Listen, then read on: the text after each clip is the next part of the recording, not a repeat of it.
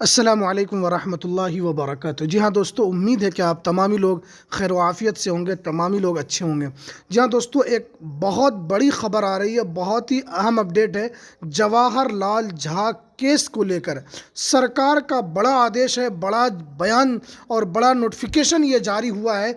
क्या है पूरी अपडेट, और एक तरह से जवाहर लाल झा केस को लेकर ये खुशी की खबर है। और आप लोग इस वीडियो को पूरा ज़रूर देखें, क्योंकि मेरे पास बहुत सारा कमेंट जवाहर लाल झा केस से रिलेटेड बहुत सारा कमेंट आता है। आज सरकार की तरफ से उन प्रश्नों का पूरा पूरा जवाब दिया गया है जवाहर लाल झा केस को लेकर। क्या है पूरी अपडेट आपको इस वीडियो के अंदर हम बताएंगे। तो वीडियो शुरू करने से पहले आपसे एक छोटी सी रिक्वेस्ट है, आप अगर हमारे इस चैनल पर नए हैं तो इस चैनल को ज़रूर सब्सक्राइब कर लें, बेल के आइकन को ज़रूर प्रेस कर लें, ताकि आपको हर वीडियो की अपडेट सबसे पहले मिल सके। तो चलिए हम वीडियो को शुरू करते हैं।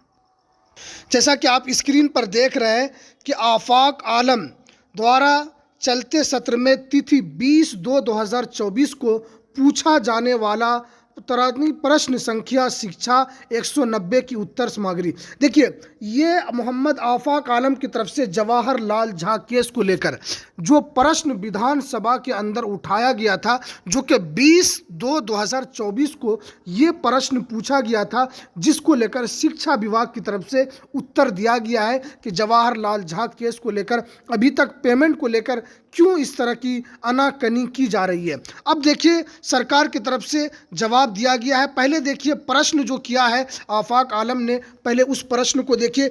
क्या यह बात सही है कि मां उच्च न्यायालय पटना द्वारा दिनांक 13/8/2019 को LLC 34/16 को पारित न्यायालय के बावजूद राजकीय पुरस्कृत अनुदानित संस्कृत, देखिए, संस्कृत एवं अनुदानित मदरसे के लिए शिक्षा एवं शिक्षकेतर कर्मियों के आज तक को बकाया वेतन का भुगतान नहीं किया गया है?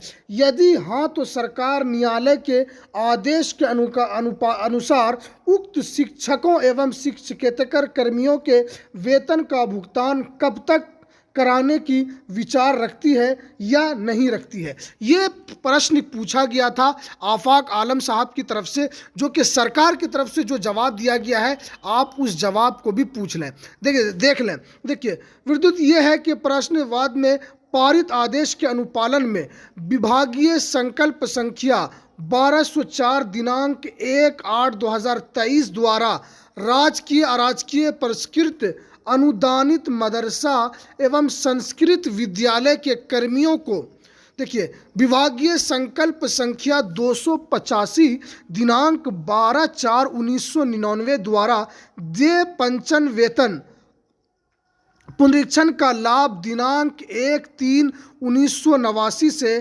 प्रभावी हो गया एवं विभागीय संकल्प संख्या 970 दिनांक 31/8/2013 द्वारा देय पटन वेतन पुनर्चित का लाभ दिनांक 1/4/2007 से प्रभावी होगा एवं सर्वसम्मति अवधि का महंगाई भत्ता सहित देते हुए अंतर राशि भुगतान करने का निर्णय लिया गया है।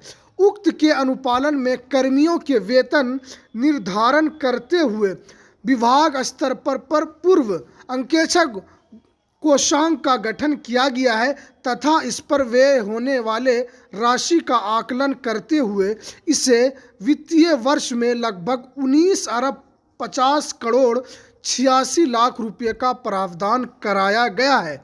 शीघ्र ही इसके अत्यधिक कर्मियों को लाभान्वित कराया जाएगा। देखिए, शिक्षा विभाग की तरफ से ये जो जवाब दिया गया है, इसके अंदर जो सबसे बड़ी बात बताया गया है कि इसको लेकर जो गठित कमेटी की गई है, इसमें आप देखिए, इसके अंदर पूरा दिया हुआ है परीक्षण लाभ। इसमें देखिए, तो प्रभावी होने वाले महंगाई भत्ता, उसमें देखिए निर्धारित हो तो विभाग स्तर पर पूर्व अंकोश गठन किया गया है। यानी उस पर जो भी कमेटी गठन की गई है, उसके ऊपर बताया गया है कि उसकी तरफ से जैसे ही जिस तरीके का जवाब आएगा वो आपको दे दिया जाएगा। देखिए, 19,50,46,00,000 रुपये ये जवाहर लाल झा केस को लेकर आवंटन किया गया है, जिसको लेकर सरकार कह रही है कि हम इस मामले को लेकर गंभीर हैं और जल्द ही इसका जो पूरा वेतन है इन तमाम इन तमाम लोगों को मिल जाएगा।